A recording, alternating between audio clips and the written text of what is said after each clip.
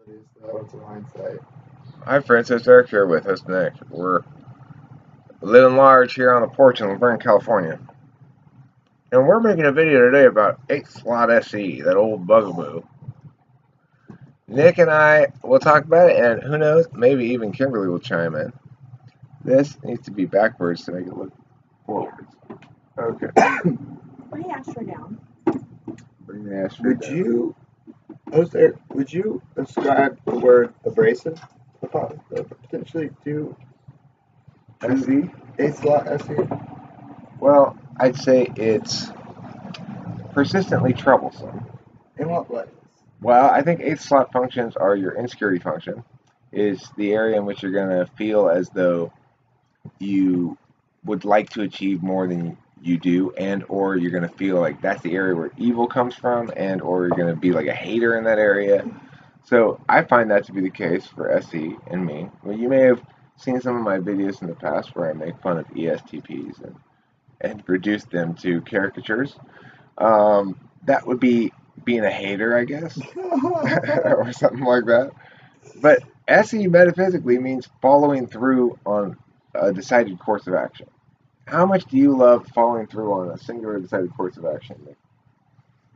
I usually try and start it with enough force that hopefully carries it through some of the carrying through on its own, follow through on its own. It's kind of like an initial burst of energy, and then you just hope, Like, that somehow, maybe if I could do it all in one big chunk, I won't have to do any follow through. Maybe if I explain everything they need to know Right off the bat, with as much intensity as I can muster, that it'll shake, rattle, and roll them into inheriting the truth. And if not, then there'll be a new reality that'll allow for a brand new plan. Yep. Because I will have mixed things up so much that now we have a new plan. And things develop so quickly in the noggin that the contrast and the comparison of how Right. It's cringy. It's like, but this happened go. in a millisecond. Why is it taking years or something? Right. Okay. So what Nick's trying to explain is this: We're both fidgeting right now of the cringiness of this. Fundamental problem the NTP faces is this: we can go through in our brain metaphysically a whole set of actions. Well, let's imagine that we move this over here and this over here. And we attach this thing to that thing and this thing to that thing. And then all of a sudden things would be different, and we'd be, okay, now in that new reality, once we've accomplished all of that stuff, then we could do blah. Okay? We create models for... Okay, so now we're focused on blah, though. We'd like to do blah. Of course, blah requires us to complete this whole node of shit that we've set up. Well, first we're going to do all of this shit. But we've already done all that in our head, too. Right, and then we're going to do blah. The trying to break down, once we've done it in our head, as far as we're concerned, it ought to be done in the physical world as well. It's a lot of... You don't want to have to actually do it. It's a road well traveled before it even begins to spark anything. You've done all the real work. You've thought it through. Might I say, better than probably anybody else. And yet the problem is, of course, that's not the real work. That's the pre-work. Yeah, we know that, but it doesn't stop us from doing it. But you're already tooting your horns. We have to have something. Are we tooting our horns right now? Well, also we got to get people invested in us for a very... I think that my point is not so much horn tooting as ideation is not action. So as somebody who's come to become more SE, because I'm with Kimberly who's ignoring SE. Kimberly with ignoring SE, she is an SI Dom that goes through the day doing things that are in front of her. She's not implementing a decided course of action necessarily, although sometimes she is. If she thinks to herself, I really need to do the laundry today, sometimes she's following through on that. But basically, she's doing what's in front of her.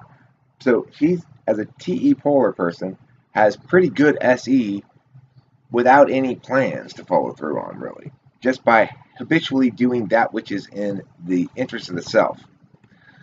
In contrast, I've got the problem that she and I want, like, okay, one of the conflicts that Kimberly and I sometimes have is she'll start talking through other ideas while I'm in the process of following through on one idea. And I'm not good at stacking up plans to follow through on because that's like double impacting my SE. I do best on SE when I do it like an SE ignoring person like Kimberly, where I just am not really following through on plans but doing what's in front of me.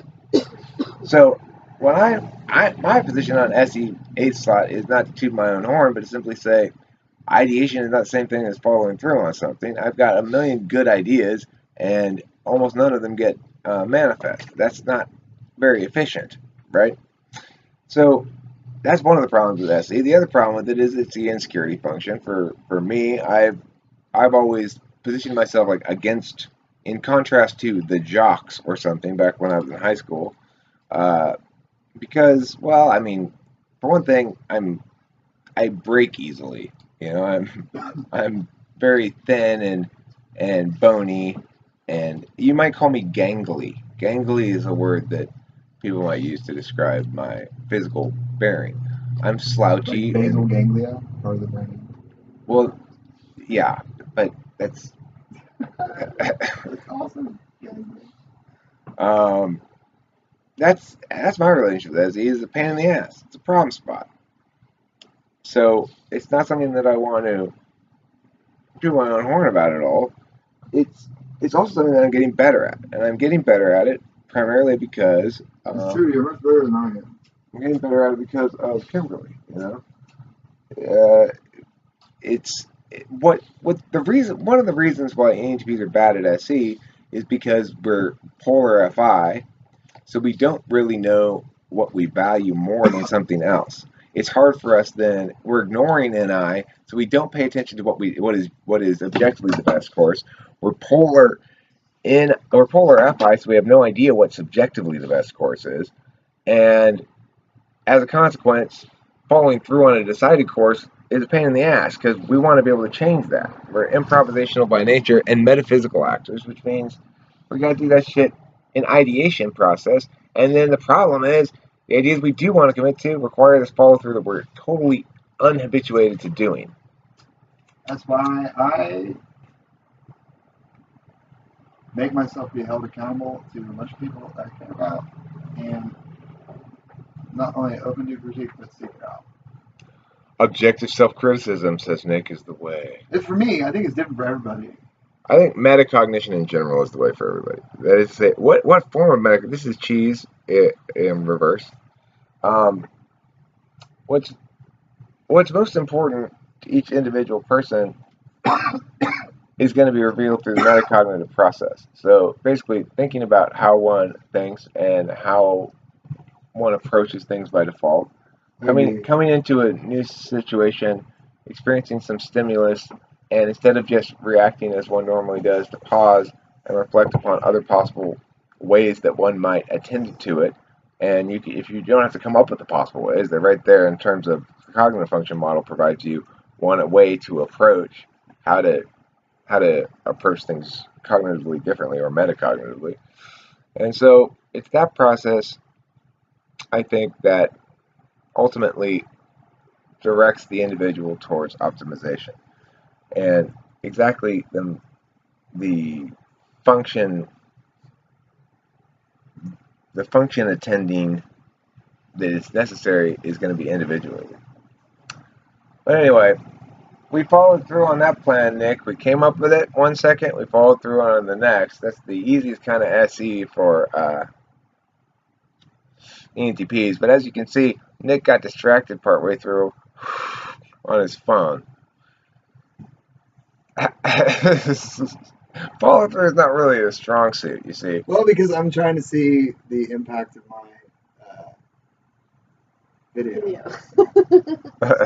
You're following through on a previous thing. I see. Which I didn't actually follow through on properly, or else I wouldn't be so damn nervous about checking it out. So, just as a last thing, I'm going to redefine extroverted sensing for anybody who's not familiar with it. Extroverted sensing, or SE, is in its most basic aspect, it is the relationship of the self to two or more objects in space. So if you're playing soccer and you're paying attention to the other players on the field and you're kicking the ball around and stuff, then you're using extroverted sensing. You're relating your own body to other things in motion and trying to know where to put yourself and stuff like that. That's extroverted sensing in its most basic form. Another way you might think of extroverted sensing in its most basic form is it's the extroverted sensing introverted intuition loop is what a hunter with a spear would use as he's quietly moving through the forest and trying to attend both to all the sounds around him and the smells and the animal tracks and stuff like that, and then also attending to when the right moment is to throw the spear. That's going to be the NI aspect of it, that introverted intuition aspect of it. So that's extroverted sensing, introverted intuition loop. It's taking physical action, extroverted sensing, and being aware of your physical sensory environment, extroverted sensing. It's also tied in with the introverted intuition is the epistemology that goes with that action function.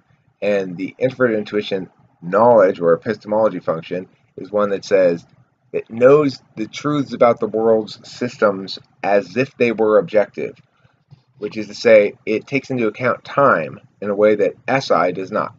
So SENI, that pairing right there, is about real-time action and understanding systems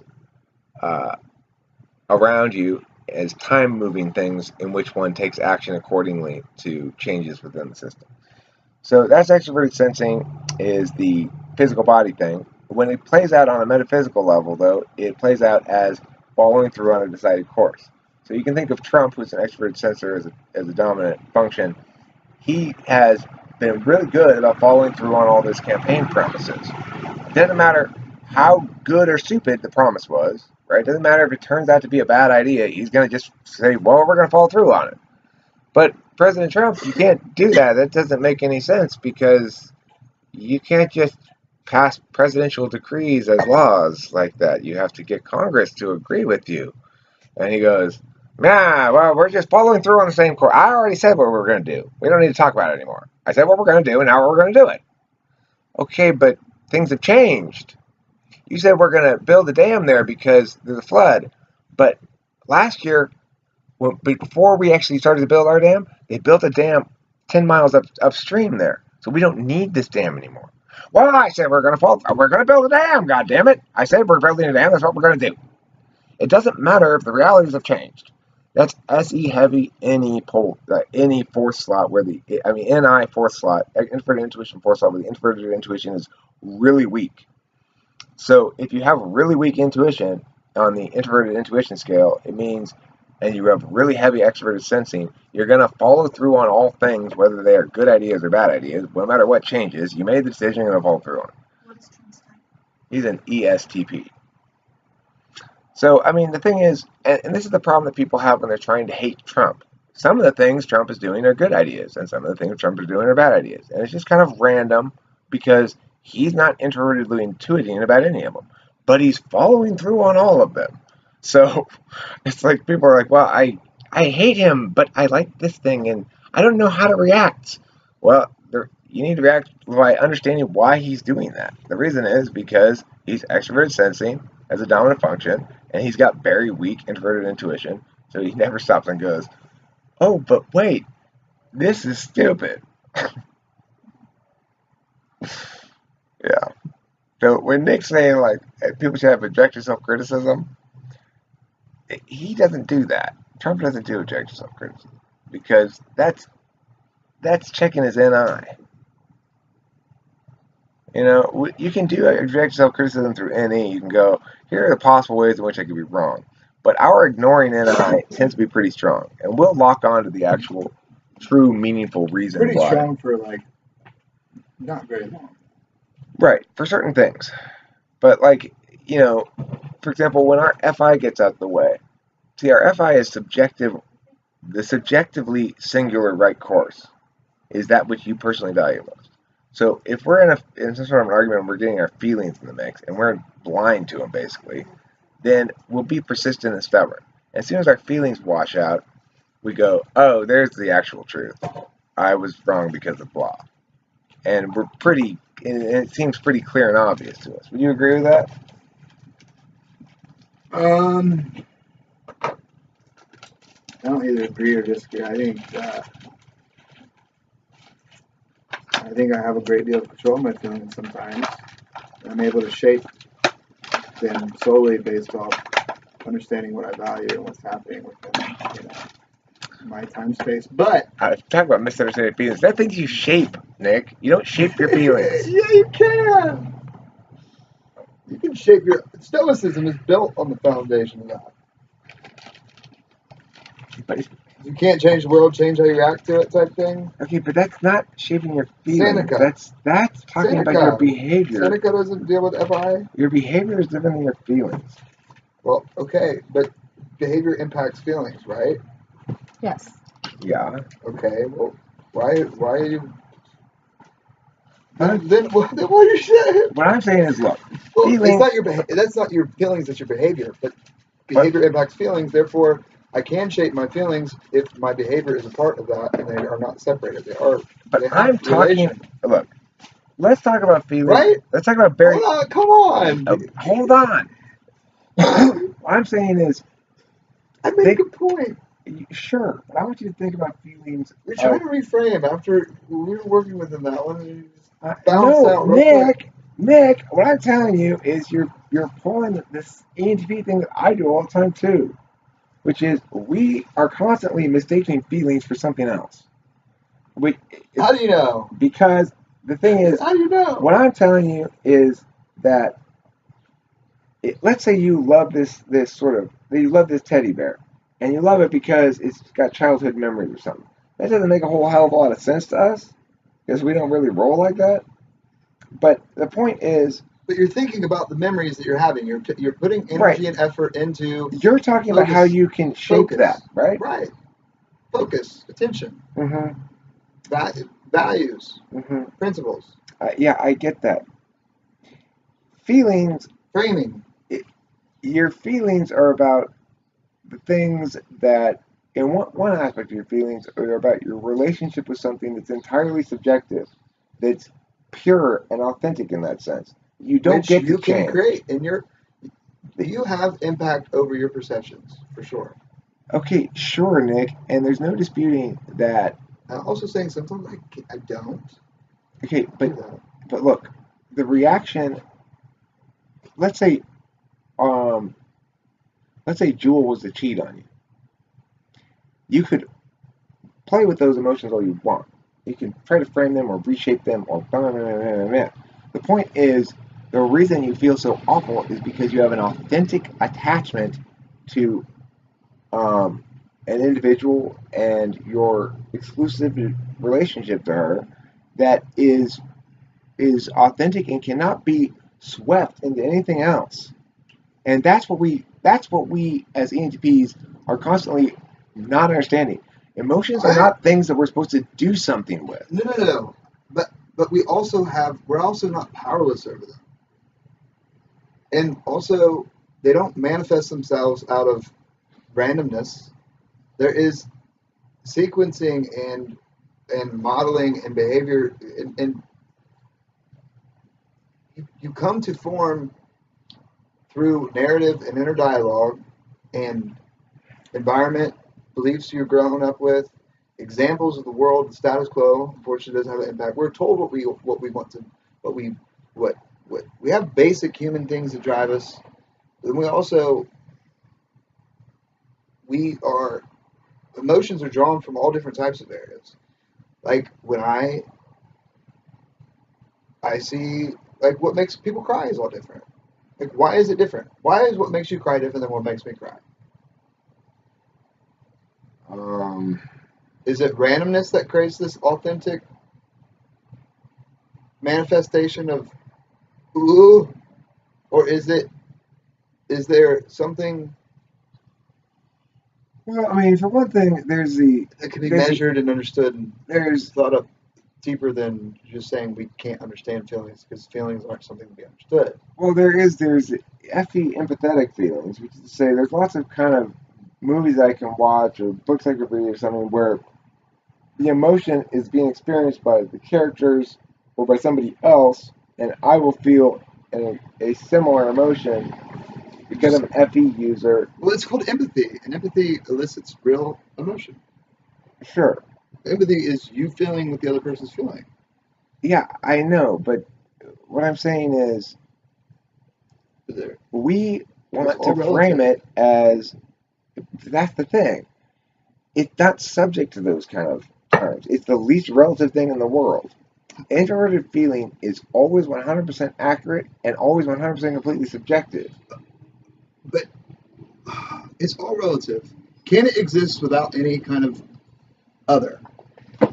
Basically, it's like, No. I feel like you're saying you can have dark without light. You can have up without down. I'm saying it converts in one direction. It converts object to experience. Introverted feelings is an experience. It's not objectifiable. We talk about it as we have what it is, but the objects we use are very approximate and they're not subject to TI scrutiny. It's like how they can measure atoms, or when they see photons become like quantum entangled and pop in and out of existence and such. It's they don't look at it. What it's like the misconception of eating poo. That it'll make you healthy when really it'll make you sick. I want to make that clear. That is a misconception. If you're out there eating poo thinking it's going to make you healthy, that's a misconception. Oh, she would stop. Sorry. It's like the false notion of the observer effect. People think that you have some type of mystical power, that it's claiming you have mystical powers over matter. You are changing the matter at hand by just observing it. No, it is just you applying the measuring, you measuring it depending on where it is in that point of time. It's a function of the fact that this part of your universe is still part of your universe, right? You can't take yourself out of the equation. So it's like you say, oh, look, I'm changing matter. No, you're defining matter within your own universe for your own purposes as an observer who's defining it within the frame of that which is being observed. But you are, in essence, you are also the universe, though. Well, there's no part of any of your experience or objective perception or subjective perception that's not within you. So how can you cheer people up? How's that a thing? Suck their dick. So, but what I'm saying is it true that Kimberly can make you feel something different? She can cheer you up. Well, I don't consider. Okay, put it this way: the most introverted feeling aspects of our relationship that I think of as most clearly examples of introverted feeling happen when I'm sitting here and just sort of looking at her and feeling a lot of emotion and trying not to just say over and over again, I love you, Kimberly, I love you, because it's just like super gay. But that's that's an example of FI. To me, that's the clearest example I have of FI, is where I'm just sitting here genuinely valuing her. And then the negative is when I'm fixating on some ridiculous objective stuff instead of subjective, because FI is supposed to be, it is fundamentally subjective. Oh, we're saying we're supposed to be. Also, when it's done right, we're terrible at it. But there's a sequence of events that led you to sitting in the chair going, oh. So why are you focused on that? Because once you understand forces, once you understand forces, my original statement was you can control FI. You do have impact on it. Seneca wrote a lot of good stuff about this. Let's title this. I want to title this, okay? 8 slot SE. Understand forces. Understand forces. This is true. You do have. I like forces. Why would you let me? I am letting you. Good points. Understand my force. Understand it, Nick. Understand my forces. Yeah, you're trumping me. I'm not trumping you. I want to know. Good. That was clever. Very clever, I guess. Okay. In the context, given the amount of space. Given the amount of space in between. And the yeah. Well, if you consider all those things. Kimberly, you have anything to chime in here on 8 slot SE? Shocking. Thanks for watching Talking with Fans, people. I hope you learned a lot about extroverted sensing today, as Nick and I bounced all over the place. Have a good day. Don't forget to eat plenty of. And request a video diving deeper in this FI madness.